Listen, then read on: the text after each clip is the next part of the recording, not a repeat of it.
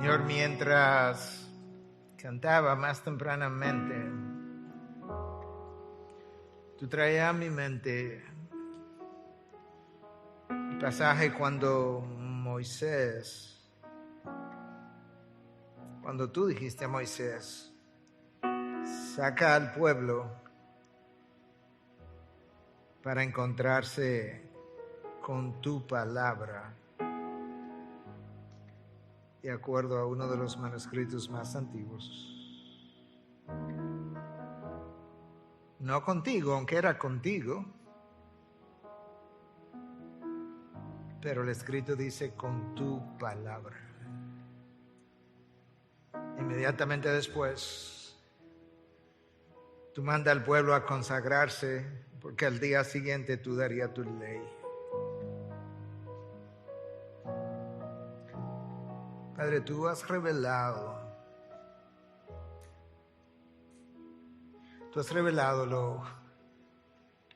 la necesidad que tiene tu pueblo de prepararse para encontrarse contigo, y nosotros estamos al punto de encontrarnos con tu palabra.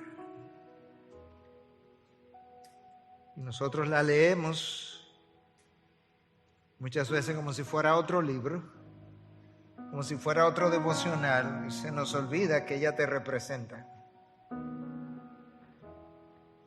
Se nos olvida como que ella es igualmente santa como tú eres santo. Se nos olvida que cuando nos paramos a leer tu palabra, es poner tu palabra, es delante de ti que nos estamos parando. Oh Señor, como cantábamos, cuánta iniquidad hay en las vidas de tus hijos, que si tú las contaras, ¿quién pudiera permanecer de pie? Señor, nosotros hemos iniciado como iglesia un tiempo de ayuno y oración,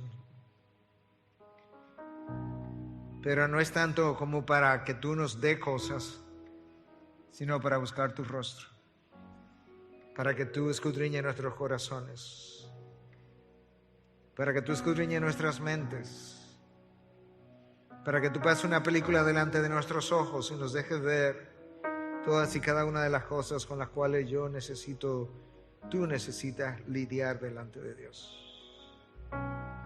Que nosotros podamos recordar que antes de pedir tenemos que lidiar con nuestro propio corazón, como nos recordaba el pastor Joel.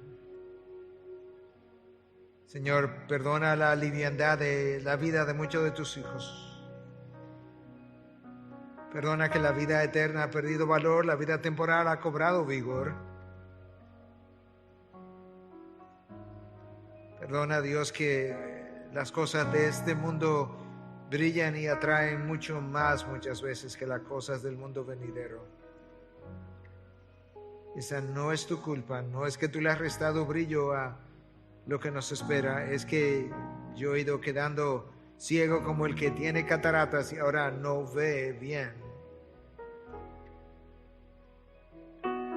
Antes de exponer tu palabra, yo te pido, Dios, que tú remueva las cataratas de nuestros ojos, los ojos del corazón, los ojos del entendimiento, y tú nos permita ver tu santidad, ver nuestra iniquidad, ver el triunfo de Cristo que nos llama a una mayor santificación. Y ayuda a tu siervo, Dios, porque Él mismo está en necesidad de que tú lo santifiques, que tú lo fortifiques, que tú lo levantes y lo sostengas en esta hora, porque para esto tú me llamaste en este momento. Su pueblo dice, amén, amén. Bendiciones. Amén, amén. Amén.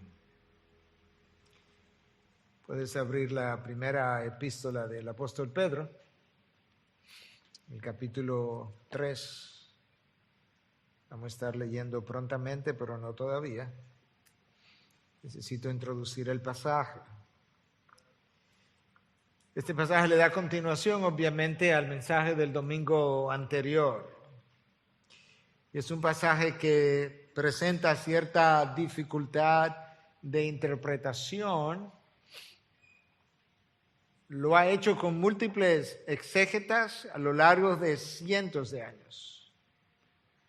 De manera que si este ha sido un pasaje que ha dado lugar a mucha discusión, nosotros necesitamos de la asistencia del Espíritu de Dios para que ilumine nuestro entendimiento en la medida en que nosotros trillamos sobre él. Yo le decía a uno de nuestros ancianos entre cultos que mientras predicaba en el mensaje anterior, yo me sentía que estaba caminando sobre huevos por la dificultad hermenéutica de algunos de estos textos. Manera de introducción, yo quiero recordarte cosas que hemos dicho en el pasado, y es que textos oscuros de la palabra de Dios necesitan ser vistos a la luz de textos más claros que hablan de lo mismo. También quiero recordarte que todo el Antiguo Testamento tiene que verse a la luz del Nuevo Testamento. Y en tercer lugar, que es mucho más fácil entender el Antiguo Testamento una vez tú entiendes el Nuevo Testamento, y la razón es que el Nuevo Testamento estaba escondido en el Antiguo Testamento, y esa es la razón por la que gente del pasado, anterior a Cristo, tuvo tanta dificultad en entender las cosas que habrían de venir.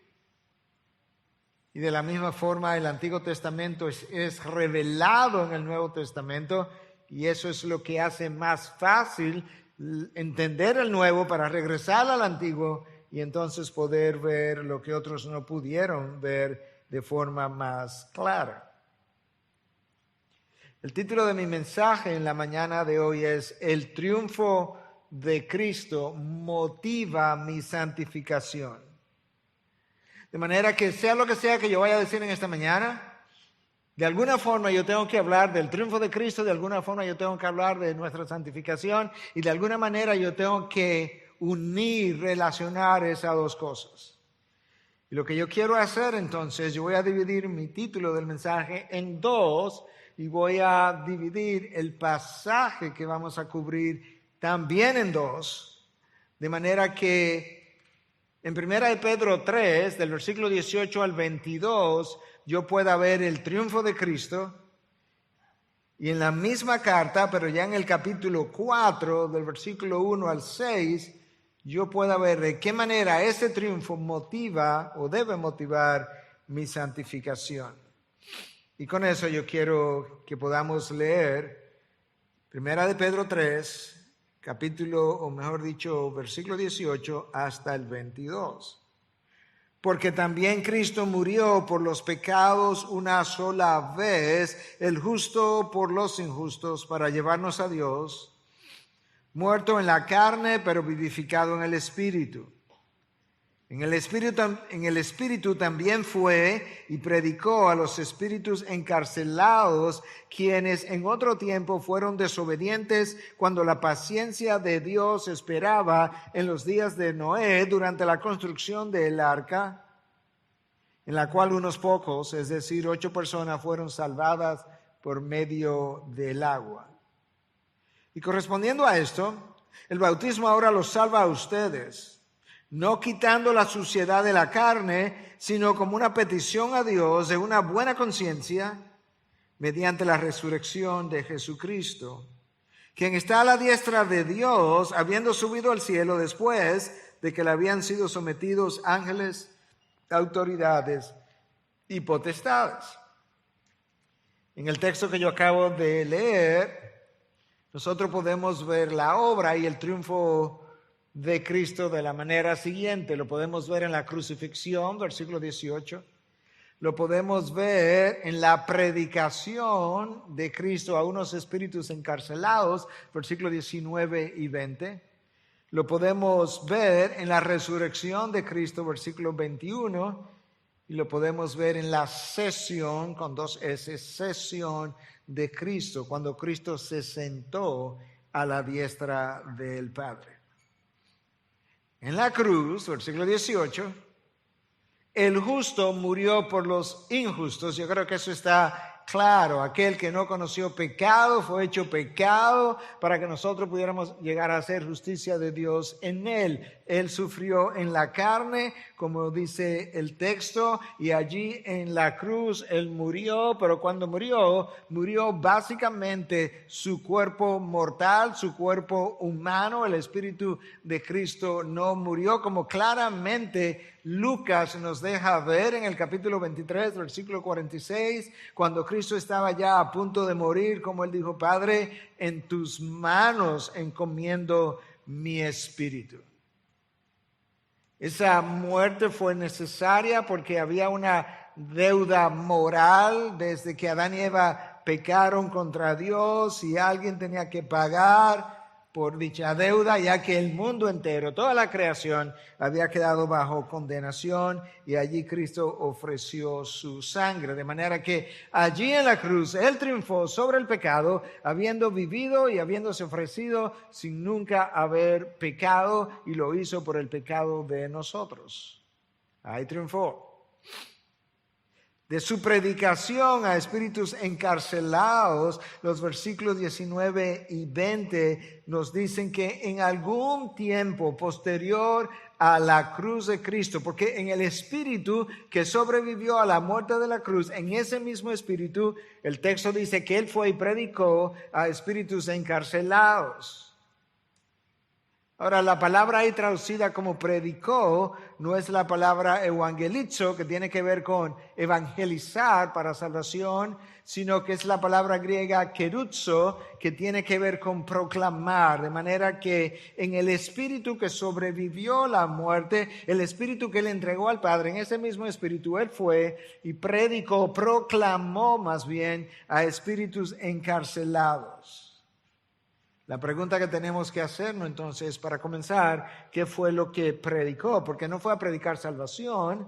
No, él predicó su victoria, la victoria sobre el pecado y la victoria que pronto quedaría sellada en la resurrección. Y lo hizo a unos espíritus encarcelados. Escúchalo otra vez, versículo 20. Quienes en otro tiempo, estos espíritus fueron quienes en otro tiempo fueron desobedientes cuando la paciencia de Dios esperaba en los días de Noé, durante la construcción del arca, en la cual unos pocos, es decir, 8 personas, fueron salvadas por medio del agua.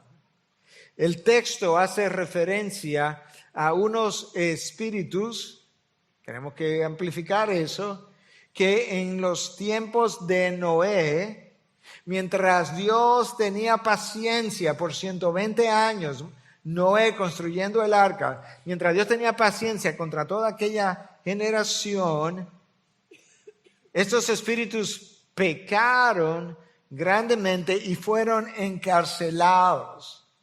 Y los académicos han debatido por años el significado de este texto. Pero si te vas al Antiguo Testamento, recuerda que hemos dicho que en el Antiguo Testamento tiene que verse a la luz del Nuevo Testamento. Nos vamos a ir al Antiguo Testamento, y en Génesis 6:2 nosotros leemos que hubo un momento justo antes del diluvio, justo antes de Noé y el arca. Se nos dice que los hijos de Dios se unieron a las hijas de los hombres, se unieron en sentido íntimo. Se unieron a las hijas de los hombres, y que ellos procrearon y dieron lugar a una raza que en el libro de Génesis se describe como una raza de gigantes. De esos espíritus nos habla Pedro en su primera carta, Pedro en su segunda carta y Judas en su carta. De manera que eso es lo que estamos haciendo. Estamos tomando el Antiguo Testamento y lo estamos poniendo a la luz del Nuevo Testamento. Pero resulta que cuando Judas escribe de estos espíritus encarcelados que pecaron en la época de Noé, él por alguna razón cita el libro de Enoch. El libro de Enoch no es necesariamente un libro apócrifo, pero fue un libro que los judíos aceptaron como un libro que podía darles cierto entendimiento de ciertas cosas, y que la comunidad cristiana aceptó por varios cientos de años al inicio. Enoc es el séptimo desde Adán, la séptima generación. Enoc fue el hombre que caminó con Dios, dice el libro de Génesis, y en un momento dado Dios se lo llevó justamente por la relación que Enoc guardó con Dios. Y de acuerdo a ese libro de Enoc, de forma clara, lo que ocurrió fue que ángeles creados en un momento dado para ser guardados en santidad, abandonaron su dignidad y fueron y se juntaron a hijas de los hombres hermosas y ellos dieron origen a estos gigantes. Esa fue la tradición que el pueblo judío aceptó por cientos de años y por lo menos hasta el segundo siglo de nuestra era. Es la tradición que el pueblo cristiano aceptó por lo menos hasta el siglo V de nuestra era y es la explicación que la mayoría de los académicos sostienen hoy en día. Cuando tú lees lo que Pedro dice en esta primera carta, lo que Pedro dice en la segunda carta y lo que Judas dice en su carta. De manera que Jesús fue entre su crucifixión y su resurrección en el Espíritu y le predicó, o más bien le proclamó a estos espíritus encarcelados que habían pecado en esa época,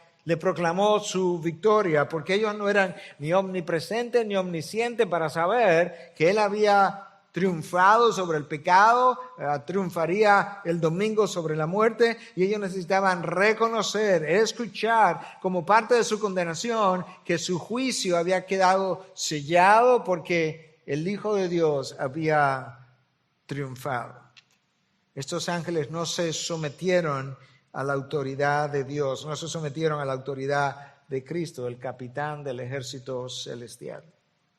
De manera que en el versículo 18 se nos habla de la obra y el triunfo de Cristo en la cruz. En los versículos 19 y 20 se nos habla de la proclamación de ese triunfo a espíritus encarcelados. En el versículo ahora 21 se nos habla de el triunfo de Cristo en su resurrección. Lo que Pedro hace es que en el versículo anterior al 21 nos habla de la salvación que Dios trajo a 8 personas por medio del arca en medio de las aguas. Y entonces compara nuestro bautismo, literalmente lo compara con las aguas del diluvio. Y nos dice que de la misma manera que el arca fue como el símbolo externo de la salvación espiritual que Dios trajo a esas 8 personas, nuestro bautismo es el símbolo externo de la salvación que Dios ha traído, la salvación interna que Dios ha traído a mi alma. Escucha cómo la Nueva Biblia de las Américas lo dice, y correspondiendo a esto, el bautismo ahora los salva a ustedes, no quitando la suciedad de la carne, de manera que, aunque Pedro comienza diciendo el bautismo los salva a ustedes, inmediatamente trae la corrección, no quitando la suciedad de la carne, no quitando el pecado, porque el bautismo no hace eso, sino como una petición a Dios de una buena conciencia mediante la resurrección de Jesucristo. El bautismo es como el testigo, el testimonio de una buena conciencia que ha ido a las aguas del bautismo a testificar que ha creído, que ha aceptado, que ha recibido a Cristo como Señor y Salvador.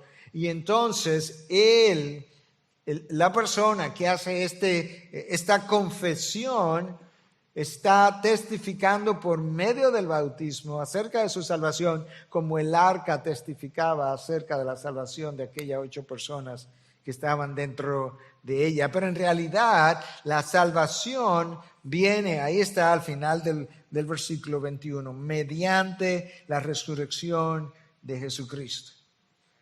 El apóstol Pablo claramente dice en 1 Corintios 15 que si Cristo no hubiese resucitado, tú y yo todavía estaríamos en nuestros pecados. De manera que, aunque la cruz de Cristo fue necesaria para el perdón de pecado, la salvación requería todavía la resurrección. Y mediante esa resurrección, Cristo nos trajo salvación. El triunfo de Cristo en la cruz, versículo 18. La proclamación del triunfo de Cristo, versículos 19 y 20 a espíritus encarcelados. El triunfo de Cristo en la resurrección con la consecuente salvación nuestra.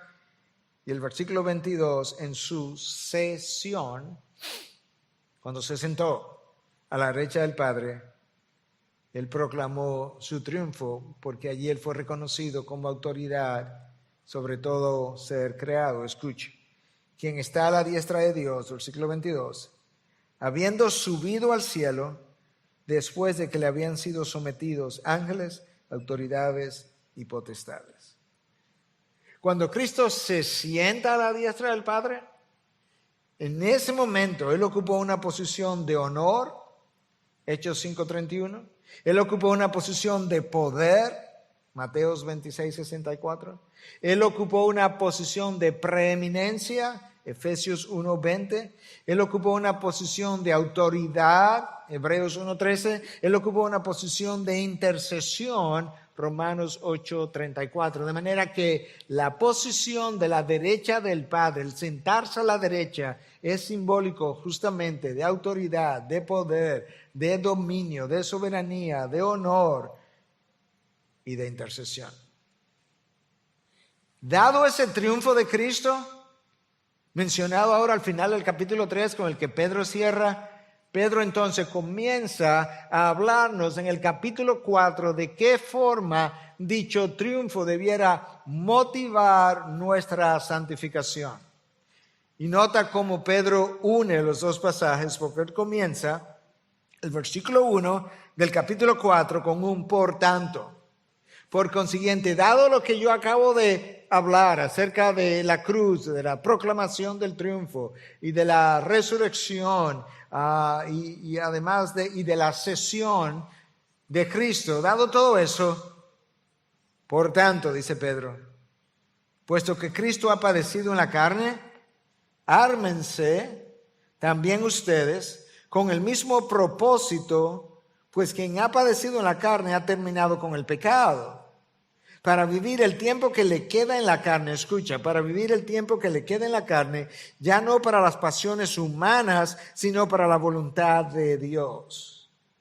Porque el tiempo ya pasado les es suficiente para haber hecho lo que le agrada a los gentiles, habiendo andado en sensualidad, lujurias, borracheras, orgías, embriagueces y abominables idolatrías. Y en todo esto se sorprenden de que ustedes no corren con ellos en el mismo desenfreno de disolución y los insultan. Pero ellos darán cuenta a aquel que está preparado para juzgar a los vivos y a los muertos. Porque con este fin fue predicado el evangelio aún a los muertos, para que aunque sean juzgados en la carne como hombres, vivan en el espíritu conforme a la voluntad de Dios. Esta porción de Pedro, del capítulo 4, de la epístola de Pedro, también tiene ciertas dificultades. Pero aquí hay varias enseñanzas que necesitamos recoger. Enseñanza número 1. Si Cristo sufrió en la carne con la intención de librarnos de pecado, ahora nos toca a nosotros, si es necesario, sufrir para alejarnos de dicho pecado. Yo te leí el texto de la Nueva Biblia de las Américas, yo te lo voy a leer de la Nueva Traducción Viviente. Por lo tanto, ya que Cristo sufrió dolor en su cuerpo, ustedes prepárense, adoptando la misma actitud que tuvo Él, y estén listos para sufrir también, pues si han sufrido físicamente por Cristo, han terminado con el pecado. La palabra traducida por la Nueva Biblia de las Américas como ármense es una metáfora militar para referirse a alguien que se viste de una manera particular para la guerra. De manera que Pedro nos está diciendo, vístanse de una manera en particular para una guerra, para una lucha, porque Cristo luchó en la carne y luchó en la carne para darnos libertad de pecado. Entonces nosotros debiéramos armarnos con el mismo propósito, dice el texto, que es otra forma de decir, nosotros debiéramos armarnos con la misma actitud, debiéramos tener el mismo valor o coraje, la misma intencionalidad de estar listo para sufrir, para rechazar el pecado si fuese necesario. Quizás esta cita de James Guthrie, uno de los mártires y puritanos del siglo de los años de 1600, quizás nos ayude a entender lo que Pedro está tratando de decirnos. Justo antes de morir, él escribía lo siguiente: queridos amigos, ofrece esta copa de sufrimiento como yo lo he hecho, en vez de pecar. Porque el pecado y el sufrimiento me han sido ofrecidos como alternativas. Tú puedes sufrir y morir como mártir, o tú puedes rechazar a tu Cristo y pecar. Porque el pecado y el sufrimiento me han sido ofrecidos como alternativas y yo he elegido el sufrimiento. En esencia es lo que Pedro nos está diciendo. El versículo 1 del capítulo 4 termina diciendo que aquel que ha sufrido en la carne ha terminado con el pecado. Pedro no nos está diciendo que nosotros no vamos a volver a pecar. No, esa no es la idea. Lo que Pedro sí está diciendo es que si Cristo sufrió en la carne para librarme de pecado, yo debo tener la misma actitud para poder librarme del pecado que Él pagó. Entonces se supone que yo debo hacer cada esfuerzo para terminar con el pecado. Debiera haber una rotura con el pecado, como cuando tú tienes un pacto de paz, un tratado de paz con otra nación, y tú rompes el pacto de paz con esa nación, de manera que de ahí en adelante tú no vas a continuar caminando con dicha nación en paz ya. Pues hubo un momento en el que tú y yo teníamos como un pacto de paz con el pecado. Nosotros vivíamos en pecado, disfrutábamos el pecado, practicábamos el pecado, buscábamos pecar, pagábamos para pecar, gastábamos para pecar. Teníamos un pacto de paz, estábamos felices y contentos con el pecado. Y Pedro nos está diciendo, ahora que Cristo ha hecho eso, tú necesitas terminar con el pecado, romper ese pacto de paz, de manera que ahora tú entres como en guerra con el pecado que tú estabas en paz. Si Cristo estuvo dispuesto a hacer lo que hizo para librarnos a nosotros y nosotros somos los beneficiados, pues es como incongruente o irracional que Cristo se haya sacrificado de esa manera y que nosotros no hagamos nuestros mejores esfuerzos para alejarnos de aquello por lo cual Cristo murió. Si Cristo llegó hasta el fin dando su vida para librarme del pecado, es incongruente e irracional que yo no haga mi mejor esfuerzo para alejarme de aquello por lo cual Cristo dio su sangre.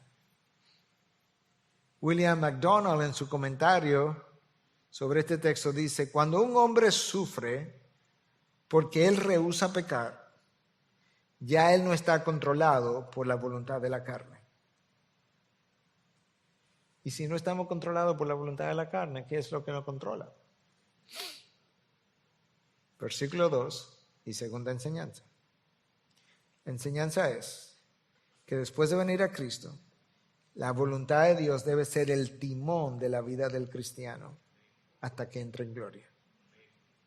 Después de venir a Cristo, lo único que debe dirigir tu vida es la voluntad de Dios, ninguna otra cosa, ningún razonamiento humano, ninguna idea humana, ninguna lógica humana, solamente la voluntad de Dios. Escucha cómo Pedro lo dice en el versículo 2 del capítulo 4. Para vivir el tiempo que le queda en la carne, no ya para las pasiones humanas, sino para la voluntad de Dios. Independientemente de si te quedan 6 días, 6 semanas, 6 meses, 6 años o 6 décadas de vida, Pedro dice, en el momento en que tú le entregaste tu vida a Cristo, hay una sola cosa que debe dominar tu vida, consumir tu vida, dirigir tu vida, sostener tu vida, empujar tu vida, y es la voluntad de Dios. Nosotros afirmamos con los labios que la voluntad de Dios es buena y agradable, pero vivimos como si fuera mala y desagradable, imperfecta y desagradable. Y eso lo decimos no con palabras, lo decimos en acciones. Y lo decimos cuando en vez de someternos, nos rebelamos. Lo decimos cuando en vez de darle gracia a Dios, cuestionamos su obrar. Lo decimos cuando en vez de hacer su voluntad, hacemos la nuestra. El ser humano ha mostrado desde la época de Adán y Eva que es tan obstinado en hacer su voluntad que cuando Dios comienza a oponerse a nuestra voluntad, nosotros tratamos por todos los medios de ver de qué forma Dios nos puede dejar hacer nuestra voluntad. El mejor ejemplo de eso, la mejor ilustración de eso está en la Biblia. Balaam era un profeta de Dios, se suponía. Balaam era un profeta para el pueblo de Israel. Los moabitas eran los enemigos de los israelitas. En un momento dado, los moabitas tienen un rey de nombre Balac. Y Balac quiere que Balaam, profeta de Israel, maldiga al pueblo de Israel de manera que él pueda ganar la batalla. Y entonces Balac manda emisarios a Balaam para que él maldiga al pueblo, y Balaam le dice, no, porque imagínate, yo no puedo hacer eso, porque Jehová no me va a permitir hacer eso. Los emisarios regresan a Balac, le cuentan a Balac. Balac dice, bueno, pues mira, aquí va, envíale más dinero, más oro, más prendas, más de todo. Y de hecho, ve ahora con estos otros emisarios de mayor jerarquía. Cuando llegan a Balaam y le presentan eso, Balac dice, lo voy a poner en mis palabras, pero eso es el hecho. O sea, todo esto ahora para que yo maldiga al pueblo.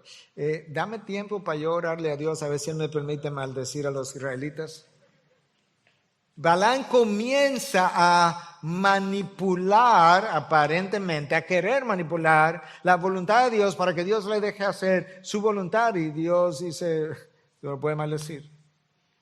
Bueno, pero que ellos me dijeron que fuera con ellos ahora donde Balac. ¿Tú quieres ir donde Balac? Así vete. Y camino, allá él se encuentra con Balaam. ¿Y tú sabes lo que pasó? El capitán de los ejércitos celestiales, el ángel de Jehová, se le paró medio a medio a la burra. Y la burra le habló a Balaam. Y resulta que la burra tuvo más sentido común que el burro que la iba montando. Porque ellos se ponen de dime y te diré. Burra con burro. Tú ves lo obstinado que el ser humano es. Hasta el punto que finalmente cuando Balaam no pudo maldecir al pueblo de Israel porque Dios no se lo permitió, Balaam fue e instruyó a Balac de que uniera, de que permitiera orgías entre que tomara a las mujeres moabitas, se las ofreciera a los judíos y que ellos tuvieran orgías, y con eso el pueblo de Israel perdió la batalla. Porque Dios maldijo al pueblo por su inmoralidad sexual.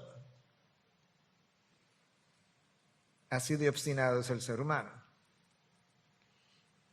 Nosotros necesitamos aprender, recordar, más que aprender, recordar las palabras de Dios para Pablo. En un momento dado, cuando Pablo está dando testimonio al rey Agripa, en el libro de los Hechos, capítulo 26, que Pablo le está contando al rey Agripa con un poco más de detalle, cosas que él no había contado en las ocasiones anteriores. Pablo cuenta su testimonio en el libro de los Hechos 3 veces. En esta ocasión él da un poco más de detalle y dice, la voz que me habló me dijo, Saulo, dura cosa es dar golpes contra el aguijón. Dar coces contra el aguijón. El aguijón era un instrumento puntiagudo, se colocaba detrás de las patas de los animales de carga cuando lo estaban entrenando, de manera que cuando ellos patearan en rebeldía, se chocaran con el instrumento puntiagudo y le doliera más y le causara ciertas heridas. De esa misma manera, nosotros pateamos contra la voluntad de Dios, nos duele más y con el dolor traemos más consecuencias sobre nosotros. Fallamos a Dios y pateamos la voluntad de Dios. Dice Chuck Swindoll en su libro El misterio de la voluntad de Dios que nuestro problema con la voluntad de Dios no es conocerla, no es conocimiento, es falta de pasión. Ni siquiera falta de pasión por la voluntad, falta de pasión por el Dios de la voluntad.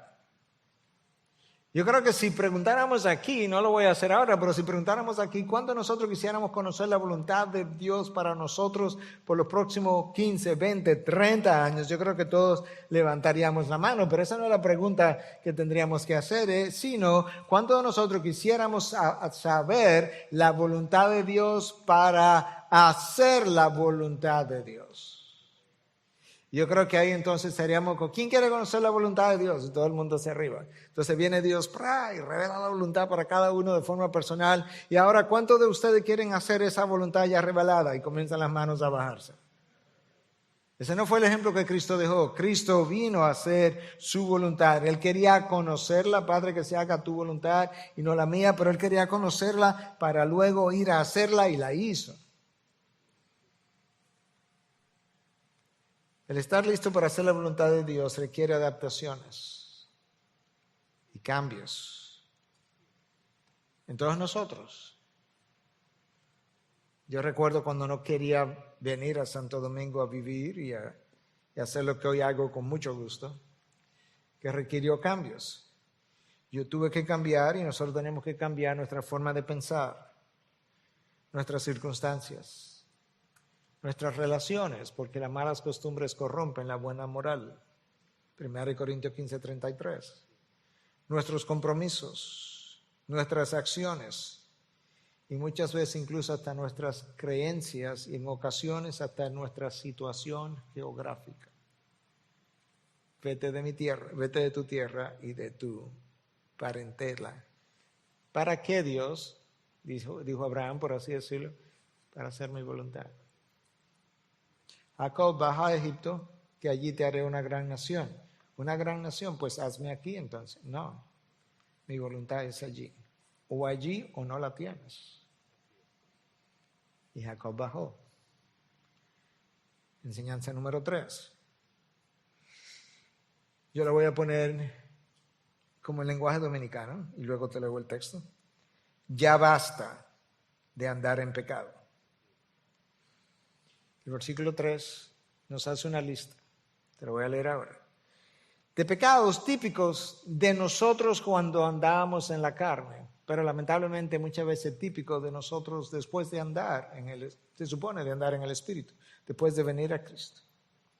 Escucha el versículo 3.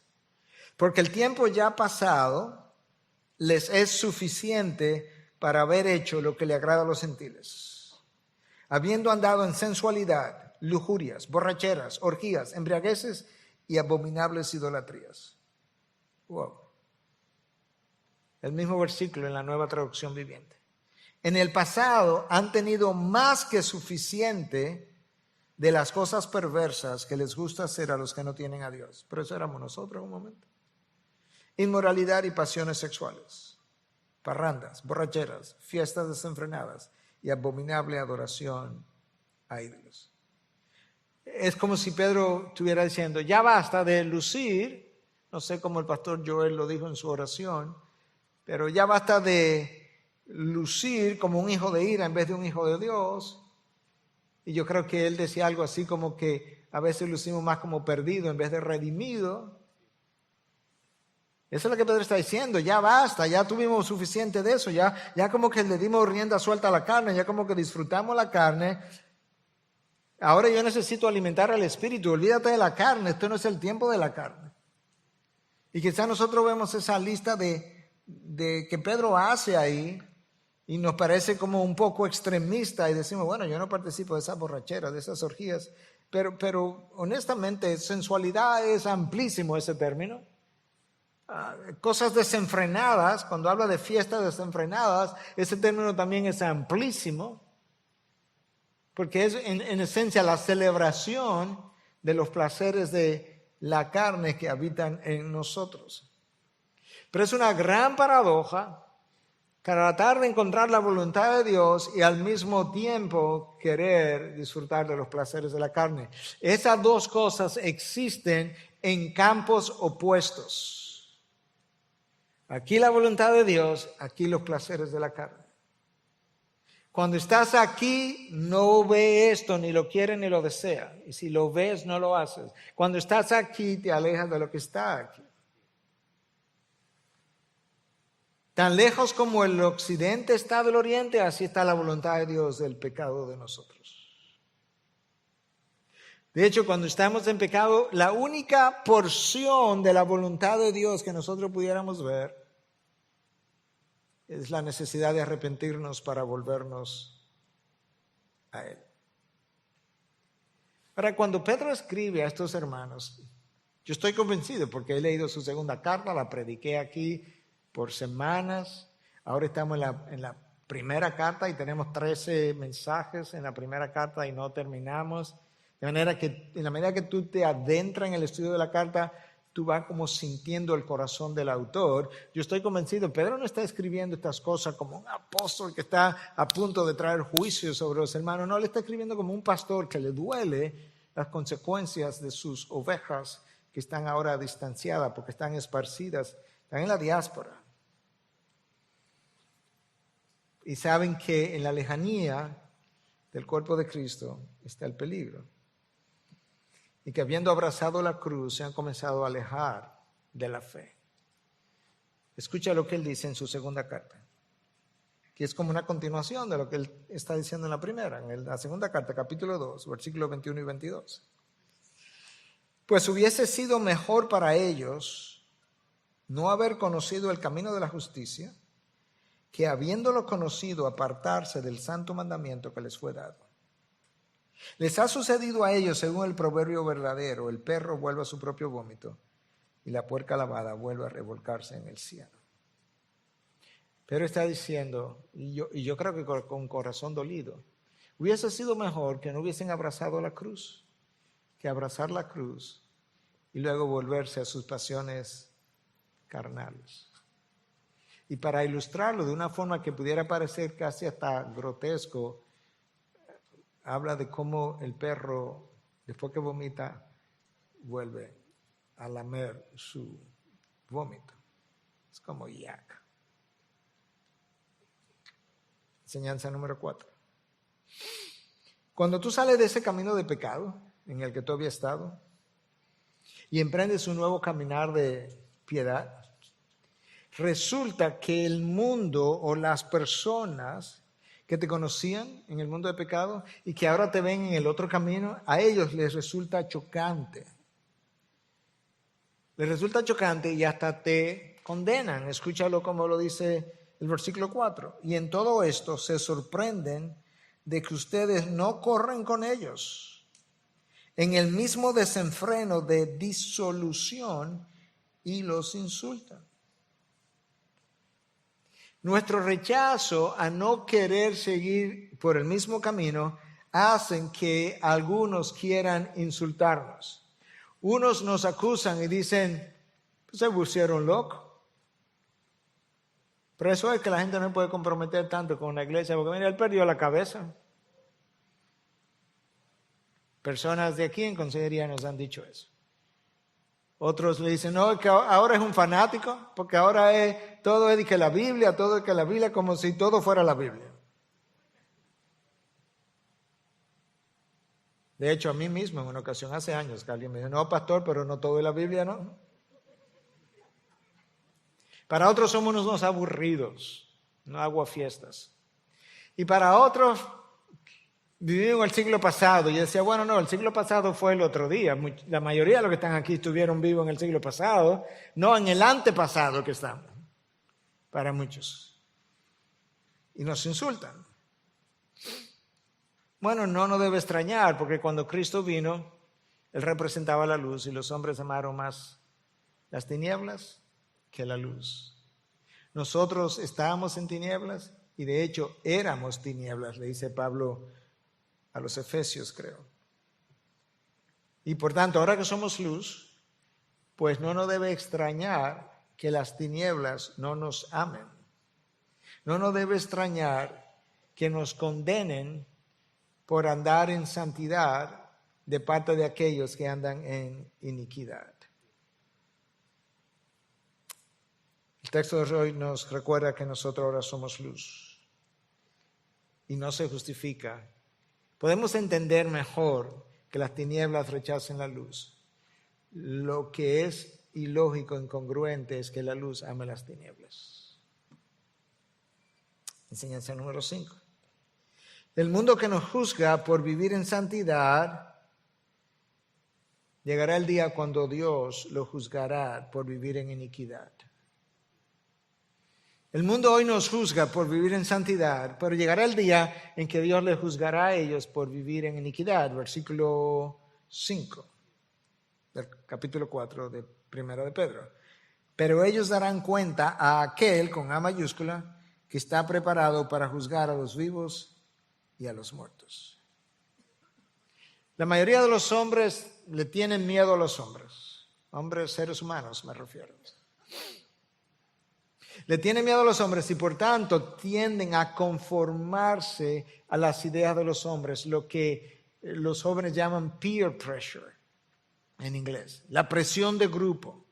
Todo el mundo lo hace, todo el mundo quiere entonces como conformarse a ello. ¿Por qué? Porque nadie quiere sentirse como que no pertenece al grupo. Nadie quiere sentirse como fuera de moda. Y lamentablemente no solamente individuos se adaptan a formas de pensamiento de individuos, sino que hoy en día naciones temen el juicio de Naciones Unidas y se conforman a sus injerencias.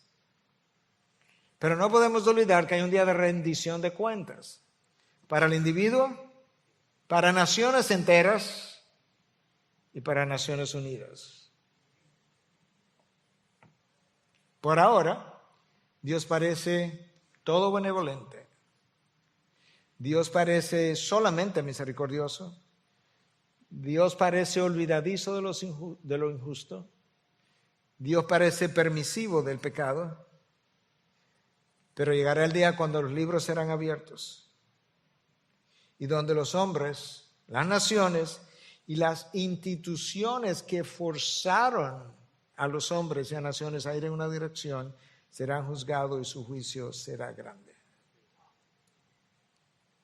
La maldad del hombre ha ido aumentando de tal manera que el hombre ya no se conforma con pecar de manera individual, sino que él quiere que las naciones le reconozcan el derecho legal para pecar.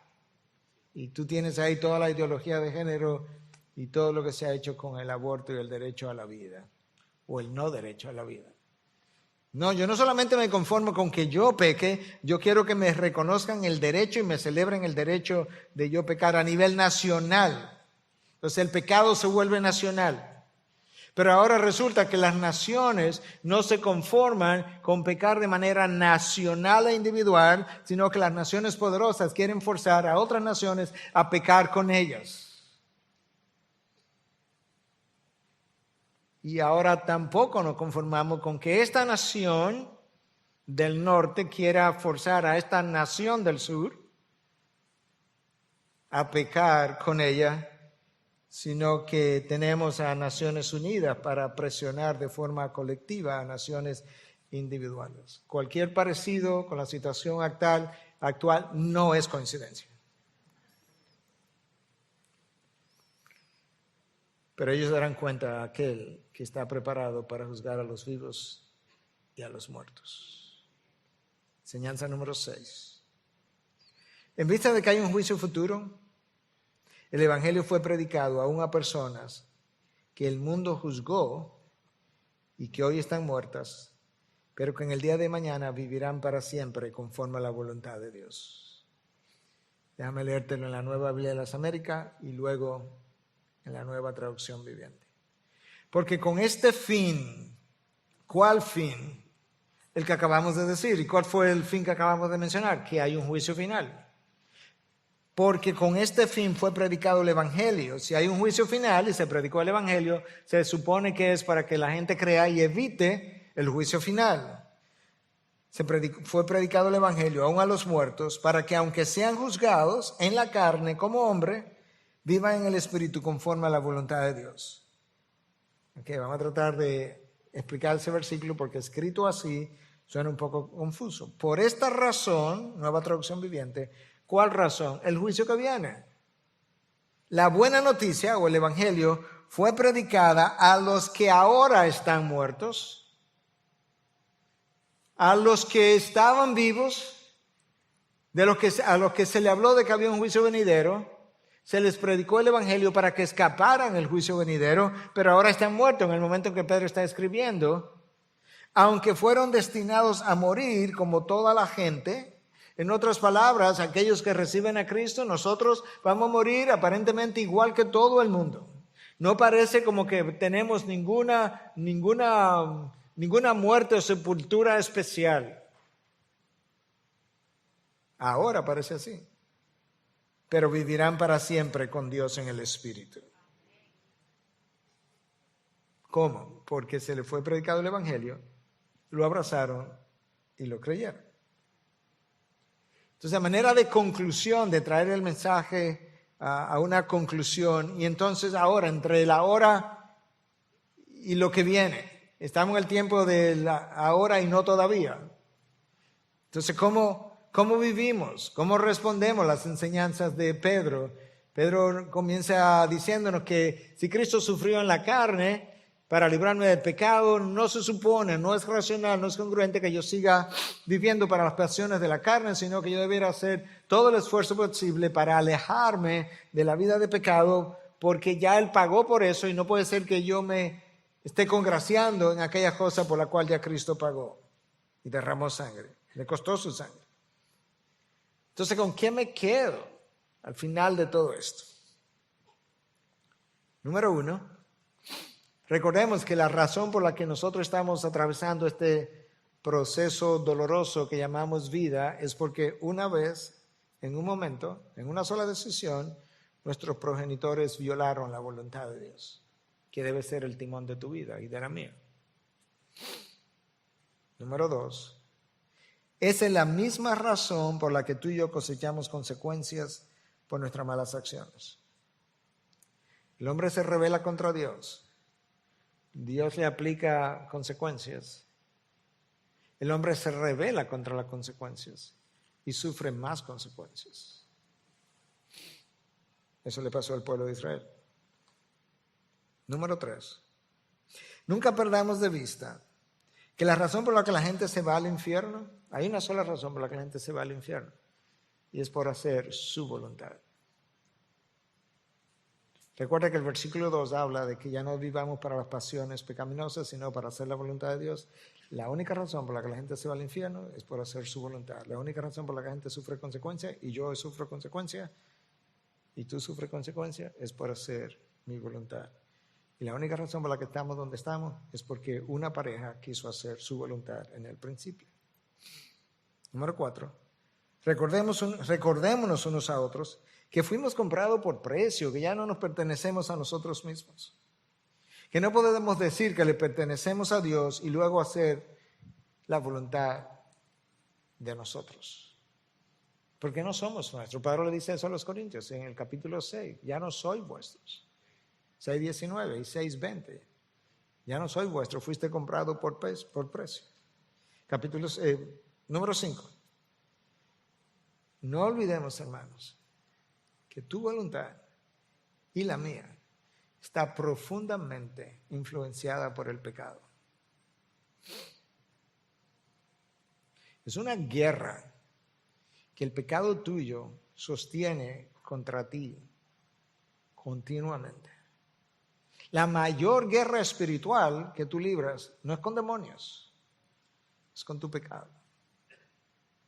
Y la guerra es continua y es intensa y es drenante y es desafiante. Ven el miércoles para que pueda escuchar mucho más de eso. Número 6.